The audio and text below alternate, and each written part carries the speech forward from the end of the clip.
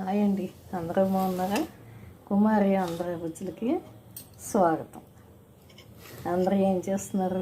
ఎలా ఉన్నారు? అంత బాగున్నారా? ఈరోజు కాస్త బద్ధకంగా ఉండి సుబ్బయ్య గారి హోటల్ కాకినాడలో చాలా చాలా ఫేమస్. ఇదిగో సుబ్బయ్య గారి hotel, pure veg, old original AC hotel, pure veg. ఇదిగో చూసారు కదా, ఇదిగో కూర తెప్పించుకున్నాం, మసాలా కర్రీ. చాలా చాలా బాగుంటుంది.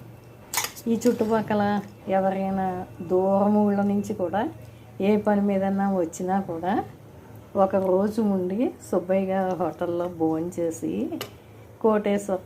కోటేశ్వరరావు గారి ప్రవచనాలు విని పెడతారు. కాకినాడలో మాకు బీచ్ ఉంటుంది, చాలా మంచిది, బాగుంటుంది. ఇదిగో సుబ్బయ్య గారి హోటల్ ఉంటుంది, మాకు చాలా ఫేమస్. అలాగే చాగంటి కోటేశ్వరరావు గారు ప్రవచనాలు ఉంటాయి. అన్నీ కూడా దేనికి వాటికి కోటయ్య గారి స్వీట్లు, కాజాలు ఉంటాయి. అన్నీ కాకినాడలో కొన్ని కొన్ని చాలా ఫేమస్ ఉంటాయి అన్నమాట, ఎక్కడ దొరకనివి నా ఊళ్ళో. ఇదిగో మేము ఎక్కడికైనా వెళ్ళినా కాకినాడ అన్నాం అనుకోండి, సుబ్బయ్య గారి హోటల్ ఉంది కదా, అక్కడ మీరు భోజనం చేశారా అని అడుగుతారు.